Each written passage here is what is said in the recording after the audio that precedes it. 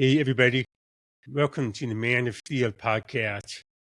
I'm with Professor Robert Kaufman, who was my professor at Pepperdine University, along with many great other professors like Fisher Davis Hampton. Today, we are going to talk about Iran, what's going on in Iran, and the latest reports have shown that about 12,000 people may have been killed. And so I thought that we would talk to Professor Kaufman, who is teaching, leading a program, I should say, on the Middle East. And we'll get his perspective on this. But before, I'm going to have him introduce himself. Hello, Eli. It's a pleasure to be here. I'm Robert Kaufman, the Dachshund Chair at Pepperdine University's School of Public Policy. And among my other responsibilities, I teach at Pepperdine University's Mideast program with the Washington Institute. And today we're going to talk about Iran by Eli's choice. Happy to do it. Eli, fire away. Iran has been through a lot of turmoil as a country. They've been known as the axis of resistance. And so you've had a lot of setbacks for Iran. You've Hamas, Israel, with the fall of Assad in Syria, the weakening of Hezbollah, all of this.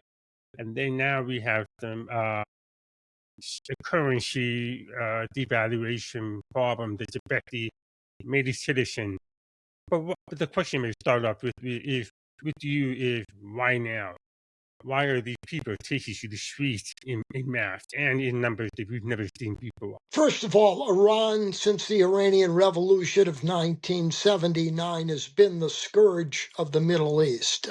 There are many bad regimes in the region, but Iran has been, with its revolutionary ideology, hegemonic ambitions, and its murderous proxies, it's been the biggest source of violence and instability.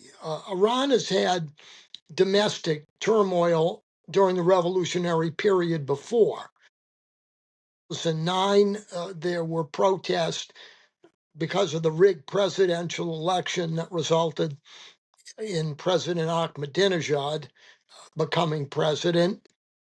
Obama decided not to support that even diplomatically, lest he jeopardize, by his reckoning, a chance for a nuclear deal with Iran.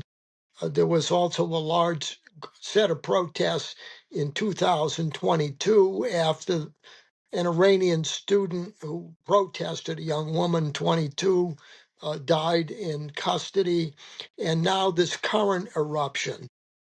And as far as why now, there are short-term, long-term causes and a convergence of both of these that offer a partial, tentative, speculative, but the best assessment. First of all, this regime has always had basic problems of political economy because of the nature of its tyranny. Problem number one. Problem number two for Iran, however, is the combination of that, growing domestic discontent, and military setback on the battlefield. I can't overestimate how Iran's complete and unmitigated defeat in its war to annihilate Israel contributed mightily to this, with Israel defeating Iran's proxies in Gaza, Hezbollah in Lebanon, and the success of the Israeli Defense Force literally destroying Iran's vaunted air defense system, paving the way for the Trump administration at minimal risk to drop the large bombs. Iran has suffered catastrophically. And even before this current eruption of protests, the combination of Iran's defeat and the heroism of Ukrainians led to the collapse of Assad because of the cost of fighting in Ukraine and the Iranian military defeat. Neither Russia nor Iran, Assad's patrons, could afford to keep him in power. So there are these long-term structural issues. There's the fact that the Iranian population has latently had a large pro-American element, but don't underestimate as a tipping point, dynamic, seismic effect of Israel's military victory. A lot of people aren't going to want to hear this, but that's my job to tell people what they don't want to hear but need to know. If this revolution ultimately culminates in the removal of this regime, and the jury is really still out on that, a lot of credit goes to the Netanyahu government for ignoring international opinion, administering these decisive defeats, with the Trump administration delivering the knockout punch, striking the nuclear facilities with the 30,000-ton bombs. Yeah, I think in a way, when we had Obama as the president, or and so forth, created this perhaps illusion that Iran was bigger than it was, but Iran, in many ways, still a former force. I mean, they've caused a lot of damage. But on the international playing field, there were more people tigers. And do you think that is, the Israel wiped out almost all, if not all, of the top generals less than a year ago? Do you think that had an impact on the Iranian population? And they saw the leaders of this Islamic Republic as more people tigers, as something that they now have that chance to overthrow. Well, I think the defeat did, and the defeat also exacerbated the economic problem. You mentioned in your introductory remarks, Eli, uh, this year alone, Iran's currency is depreciated by 16%. I think overall, in a 12-month period, it's 84%. The sanctions have affected Iran finally severely, and Iran is now cash poor, a dysfunctional economy, and the military defeats have intensified at a critical point all of these pressures, while underneath it all, according to polls, most of the Iranian population despises the Ayatollah's regime. What keeps the Ayatollah regime in power? Brute force, mainly the Iranian Revolutionary Guard and the Basij, the paramilitary groups that roam the country, akin to the Nazi brown shirts, also an enforcing element. And for all the hopefulness, if you look at the dynamics in the history of revolution, external pressure can cause division within the leadership. But until there is some evidence that the Revolutionary Guard and or the Basij no longer has the will to be ruthless, the jury A is still out, and the odds are still long, although growing, that this may grow beyond the point where the Iranian regime has the stomach or the capacity to suppress dissent the way they've so successfully and brutally done it in the past. So we don't know. I do know this: we improved the odds. All the conventional wisdom, every single piece of the conventional wisdom. Iran's a normal regime. We can engage it. The real problem in the Middle East is Israel. All of that should vanish into the ether as a plausible explanation, because the exact opposite is true. It's the revolutionary nature of the Iranian regime that's the problem. You're going to have trouble with Iran until you have internally, if possible, regime change. And contrary to all the conventional wisdom, it is a strong Israel, not a vulnerable one, that has contributed mightily to a potential turn of events that will benefit the entire Middle East. And I can't help but editorialize, but as you mentioned, Eli, already thousands have lost their lives bravely protesting. There was a picture up yesterday on the internet of Columbia University Law Library. I have 4 degrees there. And what's striking in that picture is not what's in it, but what's not in it. There's absolutely nothing. I don't even think there's a crow flying. No protest, no nothing. Everybody's silent. Everybody has swallowed their tongue. No green tents, none of it. And where are all these social justice warriors uh, for the toppling of a brutal dictatorship in Venezuela or Iran's troubles? It also reveals an invidious double standard.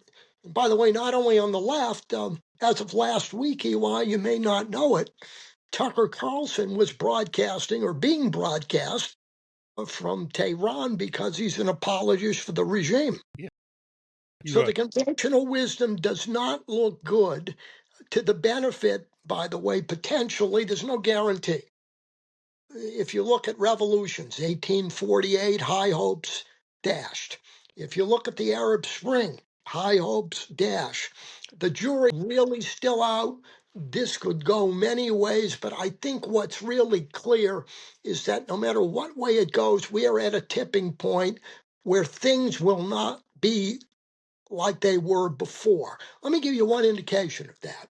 2 decades, Iran has so terrorized, scared, intimidated its Sunni Arab neighbors and people and countries in the region that the focus was on Iran.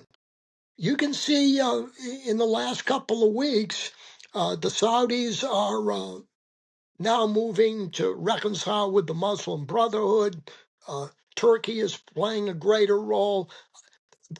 Based on the countries in the region, their perception, which may be wrong, is that Iran has reached a tipping point where it is significantly and perhaps irreparably weakened, leading to a new dynamic yet to be determined in the Middle East. It won't be the same as before. I think what a lot of people may not know is how pro-American the people of Iran are. I've watched films, I've watched documentaries. I'm obviously talking from, my point of view as an American.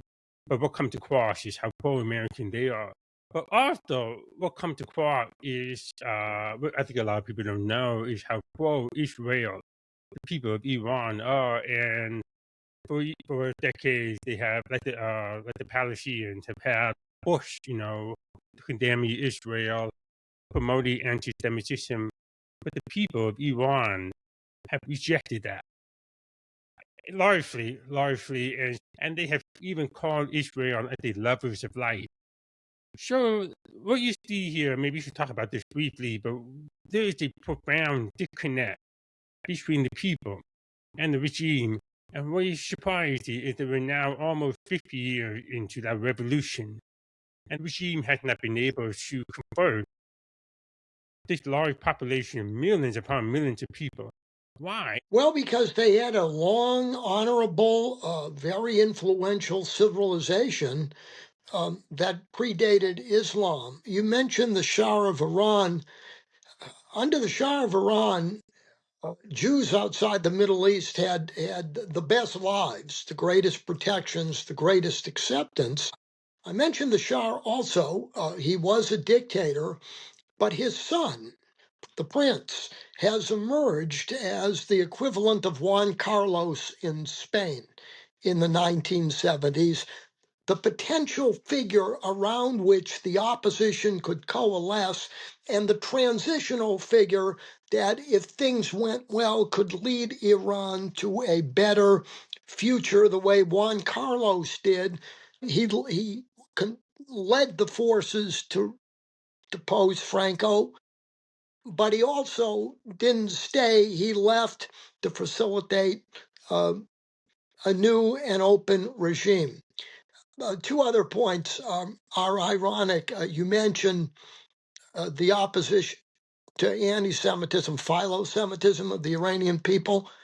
You're right. And what's really ironic is anti-Semitism may be worse, including in certain precincts of the right, although the progressive left has owned this issue until recently. in the free world. Australia, Western Europe, Tucker Carlson, Nick Fuentes, the Heritage Foundation, rationalizing it. That's President Kevin Roberts. You're absolutely right that it also does something else which will make me, Eli, if I haven't been already in your previous programs, an absolute pariah. Because it also proves that this categorical objection to regime change is nonsense. Now, that doesn't mean you always should do it. That doesn't mean you should do it by force. But until you eliminate certain regimes that are the root cause of the problem, start with Hitler's Germany, the Soviet Union, Saddam Hussein, Iran under the revolution, you're going to have trouble. So this categorical idea that somehow uh, regimes are sacrosanct from the pressure of regime change is neither moral nor wise. And we got a heavy reminder in a good way of that in Venezuela, and let us hope Iran. Trump deserves credit for getting rid of Maduro for a variety of reasons, although one can be disappointed about his rationale. He undersold, because I don't think he believes it, the moral as well as the geopolitical dimension, and it would be nice if he didn't threaten Greenland and Denmark and a good ally and lump them in with our enemies. It's good to be tough, but you should be tougher to your enemies than your friends. And the glaring exception that actually condemns Trump in this sense is Ukraine. If we did what we did in Venezuela, what we may be inclined to do with Iran, and instead of placating these regimes that hate us, if we sided with the opposition, as we should in Iran, the Ukrainians, however heroic, would be a lot better off if Trump had come into office and given them the arms they needed, not dribbled them like Biden, rather than impose an arms embargo that unilaterally benefited Putin and the very forces we don't want to benefit. Yes, and I remember in that it was in your class, I forget which class it was, but you talked about Hitler in 1936 invading the Rhineland, how his army was small, and how he was kind of praying that nobody would know how small his army was. And it was almost like a show of force, so there was really not much force behind it. And do you think that Iran has benefited from that perception? I mean, Absolutely right. And I'd put it in terms of explaining the phenomenon and linking them as you did so nicely. I refer to H.R. Master's book, Battlegrounds, published in 2019. H.R.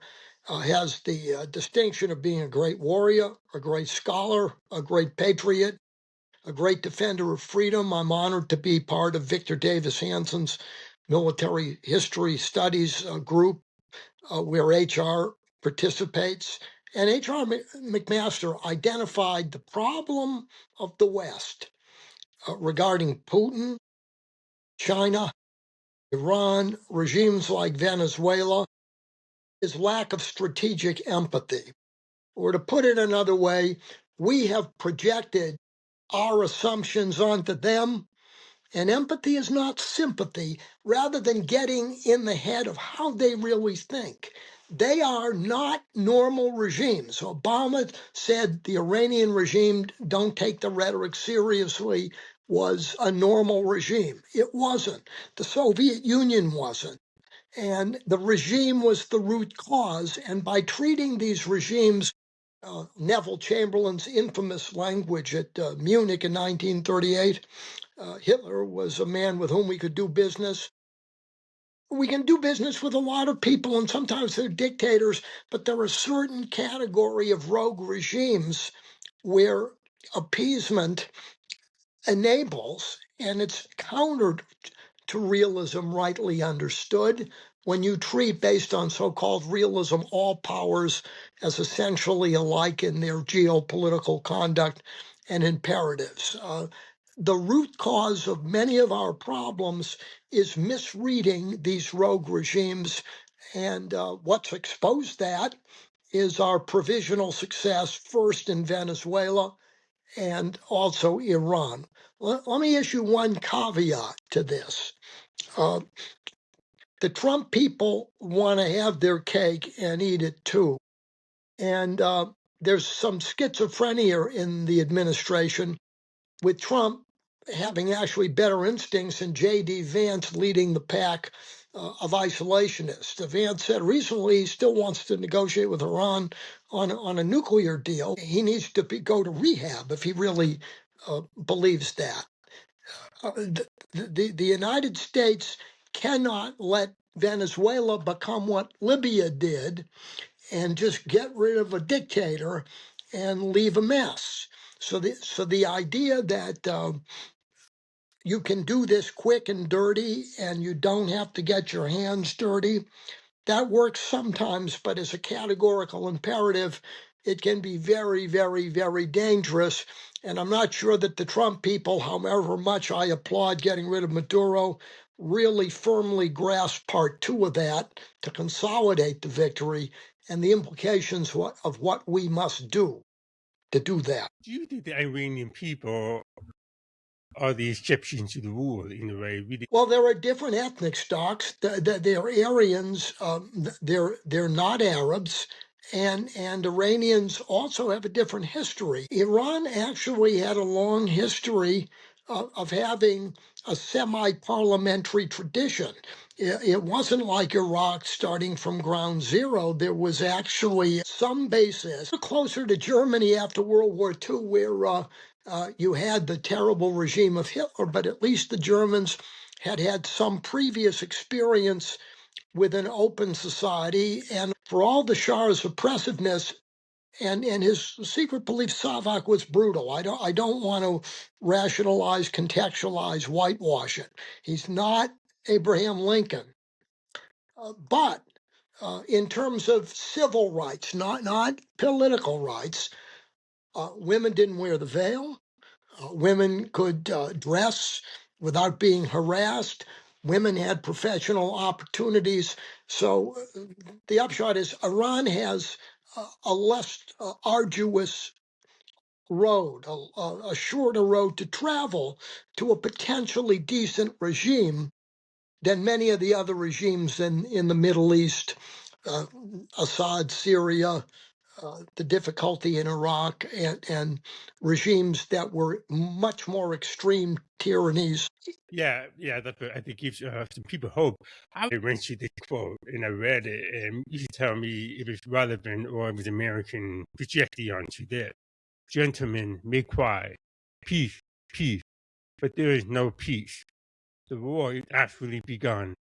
The next gale that sweeps from the north will bring to our ears the clash of resounding arms. Our brethren are already in the field. Why stand? Why stand we here idle? What is it that the gentlemen rich? What would they have? Is life so dear, or peace so sweet, as to be purchased at the price of chains and slavery? Forbid it, Almighty God. I know not what course others may take, but as for me, give me liberty or give me death. And that's obviously Patrick Henry. Are we is Iran at that point? We don't know. But we do know something that Winston Churchill told us when he was one of the few to protest the Munich Agreement, sacrificing democratic Czechoslovakia on the flawed theory that that was Hitler's last territorial demand.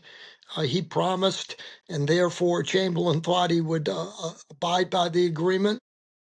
Churchill warned that with a regime like that, a sacrifice, a sellout like that will not give you either peace nor honor, but it will reap the whirlwind. Let me give you also a very positive preliminary effect. that Trump may undermine with other policies.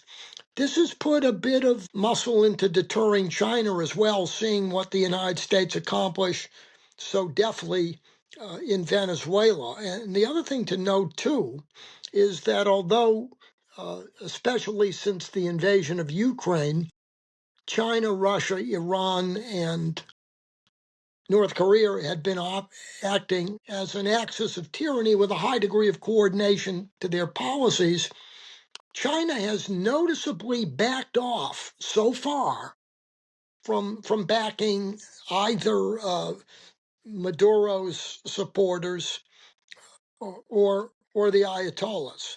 Now, this may be very cynical because the Chinese are calculating that we'll leave the Americans dominant in the Western Hemisphere, and that will give us a green light with Taiwan that is much more important. But I do think one of the other side effects to our benefit, whether Trump intended it or not, is that the virtuosity of being able to swoop into Venezuela, all the complicated coordination, literally leaving no footprints, get into somebody's house and then take them out unscathed, I think caused a few deep breaths in our enemies that it's not a good idea to take on the United States. That doesn't mean we're spending enough on defense. No, we are not. And Trump belatedly, maybe too late in his term for leverage, has recognized that. But another concrete benefit is bolstering deterrence. More broadly, Eli, when people on the right, I don't call them conservatives, I call them the MAGA right, the extreme versions, because there was a recent poll, and most MAGA people are not isolationists. Sometimes fighting and fighting over there rather than fighting here saves you much blood, toil, tears, and sweat. And what people who understandably raise the issue, what's the cost of intervention, they don't consider adequately the other side of the equation because it's a balance sheet. It is the cost of intervention, which we shouldn't dismiss, versus the potential cost of non-intervention. And I think we've neglected, or certain elements have neglected that dimension, assuming that staying out always is a winner. We've learned in the 30s, the retrenchment of the 70s, that's not always so. To the contrary, and we learned with Harry Truman and Ronald Reagan that sometimes doing more sooner will save much blood, toil, tears, and sweat later. What is the cost if this revolution against the Islamic revolutionary fails? They want worldwide Islamic regime, and that's what they've stated since 1979. So the question is, what happens if these people fail now? 12,000 dead. Well, you're making H.R. McMaster's point that instead of taking what other people say and treating it seriously, we dismiss it and say, no, Obama said, ignore Iranian rhetoric, they're a normal regime. No, Putin really doesn't mean what he says when he said in 2005 in public to his parliament, the collapse of the Soviet Union was the greatest tragedy of the 20th century. No, Xi Jinping doesn't really mean what he tells his Politburo, that he considers the very existence of freedom an existential threat, and the United States as the chief obstacle to China's global ambitions, not just to dominate the Indo-Pacific, the world's most important power center, also to dominate the world. And we tend to dismiss that. And I have a very complicated theory that we have to think about again, because we've ignored it to our peril in the countries I just mentioned. And I hope your listeners focus the maximum degree of attention on this profound, complicated insight. Here goes. Sometimes in international politics, if it walks, talks, and quacks like a duck, it is one. And that is true of these regimes that have time and again told us what they wanted to do, and we have willfully ignored it and projected our assumptions onto them. And we've got to stop that. That is a necessary, not sufficient condition, but a necessary condition to moral and strategic sanity. Absolutely. We would not have had October 7th if it was not for Iran. When Trump left office the first time in 2021, he had Iran in a box. Iran was just as malevolent, but the secondary sanctions were working. Iran didn't have the revenue to fund their murderous genocidal proxies. Comes Biden, he lifts the sanctions, he provides Iran billions of cash, adding insult to injury in the Afghan pullout, which was one of the disgraceful episodes of American military diplomatic history. A lot of that equipment, after the Chinese and the Russians reverse engineered it, found its way to Gaza and to Lebanon. So we actually, under Biden, by trying to revive Obama's feckless policy of engagement, lowered the barriers to deterrence and actually funded Hamas, Hezbollah, Iran, waging their murderous seven-front war. And we ought to thank God on our knees that, however controversial you think he is, Benjamin Netanyahu had the fortitude, and if this wasn't a family program, I would use another adjective attached to the male anatomy.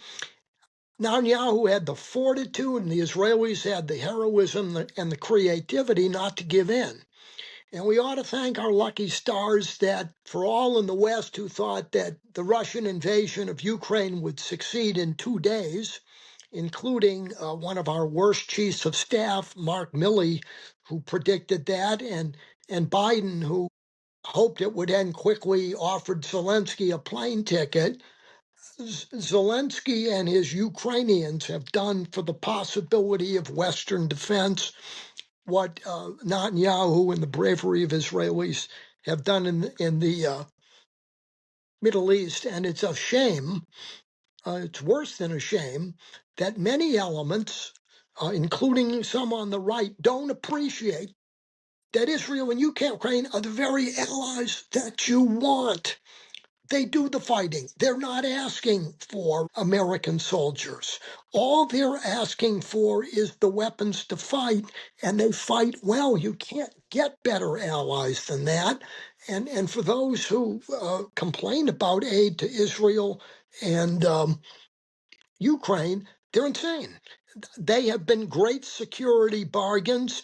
Without Ukraine, the Russian army would be intact on the Polish border rather than significantly degraded. Without Ukraine, there wouldn't be Finland and Sweden in NATO, significantly strengthening NATO's capabilities and complicating Russia's strategic task, adding 800 miles of border against two capable armies that Russia has to defend. Churchill put it best. There's only one thing worse than the difficulties allies can give you. It's not having allies. So while we do have allies that are freeloaders, while some allies, Eastern Europe, Israel, Ukraine, are better than others, particularly the French, and until recently the Germans, although they have a decent prime minister now, allies have been a huge force multiplier for the United States in our geopolitical composition in Asia, Europe, and the Middle East. So we don't have to invade Greenland. Now, that said, Eli, critics of Trump on Greenland also have their head in an area associated with a colonoscopy. According to doctors, the colon is 6 feet, and many progressives are in the colon 5 feet 11 and 3/4 of an inch. Greenland is strategic territory. FDR recognized that with Europe under Nazi domination, we needed Greenland to control sea lanes. China and Russia are militarizing the Arctic, which pose a significant security threat for us. Greenland in Western hands is essential. Trump's right about that. Harry Truman said the same thing. The issue is not whether he's right, But Denmark is a good ally. They spend more than their share on defense. Sometimes you can achieve more with honey than vinegar. And sometimes, to Trump's credit, you needed the threat of vinegar finally to rouse NATO to spend what they should have been spending, same up with us, for a long time.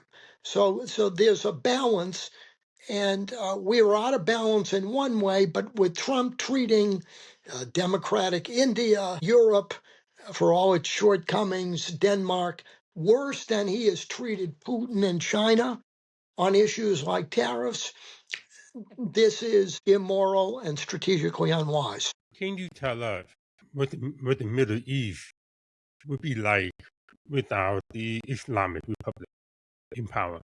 We don't know what it will be like, but it will be different, and it's hard to conceive that it will be worse. It depends what type of regime will emerge.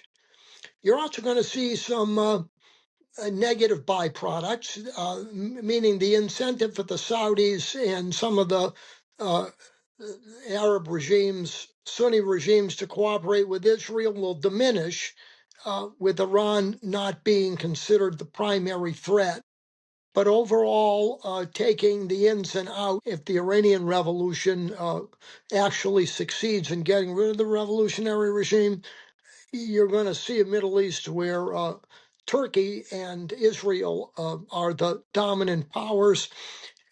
Turkey, under this prime minister, is dangerous and Islamist, but Erdogan is also unpopular, and it may be because Turkey also has an imperfect democratic tradition, that a potentially good domino effect of the success of an Iranian revolution may have similar beneficial domino effect for the dynamics in Turkey, where Erdogan is not popular, and there is within the Turkish people also a significant element that wishes to go back to the Turkey of pre-Islamic, pre-Ottoman outlook that seeks to make Turkey into a caliphate. So, we'll see what happens. I mean, all we should do is like pray for the people on the ground and that they have a chance to perhaps take faith. Well, you put it well. Things are better than they were before Yeah. because there is a genuine chance. Things are better than they were before by far, because Israel did the dirty work with Iran that we should have been doing. And as the German Chancellor Merz had the integrity to point out, uh, what has happened since October 7th is a necessary, if not sufficient, condition for the Middle East enjoying a new and better day. And that's also to our benefit, not only morally, but practically. We have what Tocqueville calls self-interest rightly understood and a decent outcome. Yeah, the gift of October 7th is that it woke us up to the realities of the world. At least enough of us. At least enough of us. It may have. Thank you very much, Professor. Thank you. Eli, always a pleasure. Thank you for giving me the opportunity. And for your listeners, I want to repeat again, there are many disappointing, depressing things about university campuses. I've spent my life there, including faculties, administrators, many students. One of the things that keeps me going is that I had the pleasure and honor to have Eli Steele as a student and watch him blossom as a professional and a man of tremendous moral courage and integrity. It's an honor to be here, and I am proud that I was your professor and I didn't damage you psychically, at least, to achieve what you achieved. No, I think that you are an example of what professors should be. I mean, that's the reason why we go to college, and I was very fortunate to have you challenge us, to have you do all of that, because without that, I would not be the same person as I am. Well, I feel lucky, and Eli, thank you. Anytime you want to have me, and after today, your listeners may rebel like the Iranian population, I'm happy to appear. It's a pleasure. Yeah, absolutely. All right. We'll talk soon again. Okay. Bye-bye.